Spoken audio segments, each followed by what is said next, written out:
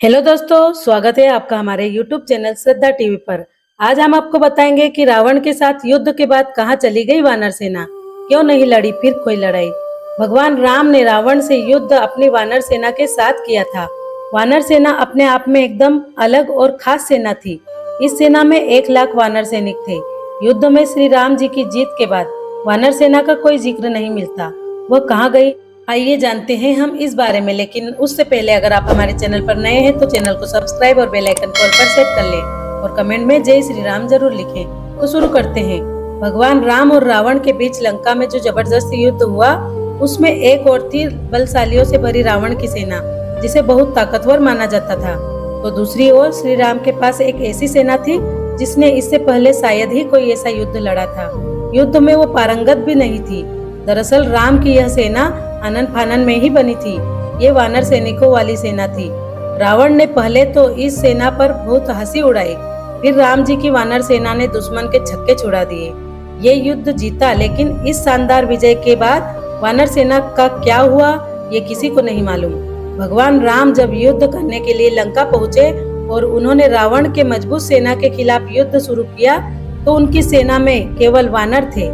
इस सेना को राम और लक्ष्मण ने मोटे तौर पर दीक्षित किया था, लेकिन युद्ध में जीत के बाद ये लंबी चौड़ी सेना कहाँ चली गई, उसका कोई जिक्र नहीं मिलता। वाल्मीकि रामायण के अनुसार श्री राम रावण युद्ध में वानर सेना की महत्वपूर्ण भूमिका थी। सवाल यह है कि जब श्री राम ने युद्ध जीत लिया और इसके बाद वह अयोध्या आ गए, तो वानर सेना का क्या हुआ और इस वानर सेना का नेतृत्व करने वाले उस समय के महान योद्धा सुग्रीव और अंगद का क्या हुआ। रामायण के उत्तरकांड में उल्लेख है कि जब लंका से सुग्रीव लौटे तो उन्हें श्री राम ने किष्किंधा का राजा बनाया तथा बाली के पुत्र अंगद को युवराज। इन दोनों ने मिलकर वहां कई सालों तक राज किया तथा श्री राम रावण युद्ध में योगदान देने वाली वानर सेना सुग्रीव के साथ ही वर्षों तक रही। इसके बाद उसने शायद ही कोई ऐसी लड़ाई लड़ी। वानर सेना के अहम सेनानियों ने क्या किया फिर। हालांकि इस वानर सेना में अहम पदों पर रहे सभी लोग किष्किंधा में अहम जिम्मेदारियों में जरूर रहे। वानर सेना में महत्वपूर्ण योगदान देने वाले नल नील कई वर्षों तक सुग्रीव के राज्य में मंत्री पद पर सुशोभित रहे, तो युवराज अंगद और सुग्रीव ने मिलकर किष्किंधा के राज्य को और बढ़ाया। गौरतलब है कि किष्किंधा आज भी है। कहाँ है किष्किंधा की गुफाएं? किष्किंधा कर्नाटक में तुंगभद्रा नदी के किनारे है। ये बेल्लारी जिले में आता है, जबकि विश्व प्रसिद्ध हम्पी के बिल्कुल बगल में है। इसके आसपास प्राकृतिक खूबसूरती बिखरी हुई है। वहीं किष्किंधा में वो गुफाएं भी है जहां वानर साम्राज्य था। इन गुफाओं में अंदर रहने की खूब जगह है। दंडकारण्य भी यही है।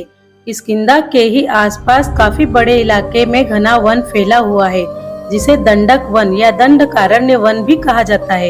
यहाँ रहने वाली ट्राइब्स को वानर कहा जाता है, जिसका अर्थ होता है वन में रहने वाले लोग। रामायण में किष्किंधा के पास जिस ऋष्यमुख पर्वत की बात कही गई है, वह आज भी उसी नाम से तुंगभद्रा नदी के किनारे स्थित है तथा यहीं पर हनुमान जी के गुरु ऋषि मतंग का आश्रम था। कैसे राम जी ने बनाई वानरों की विशाल सेना। जब ये पक्का हो गया कि सीता को रावण ने कैद करके लंका में रखा हुआ है, तो आनन फानन में श्री राम जी ने हनुमान और सुग्रीव की मदद से वानर सेना का गठन किया और लंका की ओर चल पड़े। तमिलनाडु की एक लंबी तट रेखा है जो लगभग 1000 किलोमीटर तक विस्तारित है। कोडीकरई समुद्र तट वेलांकनी के दक्षिण में स्थित, जो पूर्व में बंगाल की खाड़ी और दक्षिण में पाल्क स्ट्रेट से घिरा हुआ है। यहाँ पर श्री राम की सेना ने पड़ाव डाला तथा श्री राम ने अपनी सेना को कोडीकरई में इकट्ठा करके सलाह मंत्रणा की। इन्हीं वानरों ने समुद्र पर लंका तक पुल बनाया। इसी वानर सेना ने फिर रामेश्वर की ओर कूच किया, क्योंकि पिछली जगह से समुद्र पार होना मुश्किल था। श्री राम जी ने रामेश्वर के आगे समुद्र में वह स्थान ढूंढ निकाला जहां से आसानी से श्रीलंका पहुंचा जा सके। इसके बाद विश्वकर्मा के पुत्र नल और नील की मदद से वानरों ने पुल बनाना शुरू कर दिया। वानर सेना में कितने थे सैनिक? वानर सेना में वानरों के अलग अलग झुंड थे तथा हर झुंड का एक सेनापति था, जिसे युद्धपति कहा जाता था। युद्ध अर्थात झुंड। लंका पर चढ़ाई के लिए सुग्रीव ने ही वानर तथा त्रक्ष सेना का प्रबंध किया था। बताया जाता है कि ये वानर सेना जुटाई गई थी। ये संख्या में करीब 1 लाख के आसपास थी। ये कई राज्यों से मिलाकर बनी सेना थी। ये सेना राम के कुशल प्रबंधन और संगठन का परिणाम थी। विशाल वानर सेना छोटे छोटे राज्यों की छोटी छोटी सेनाओं और संगठनों जैसे किष्किंधा, ओल, भील, रीछ और वनों में रहने वाले रहवासियों आदि का संयुक्त रूप थी। सेना फिर अपने राज्यों के अधीन हो गई।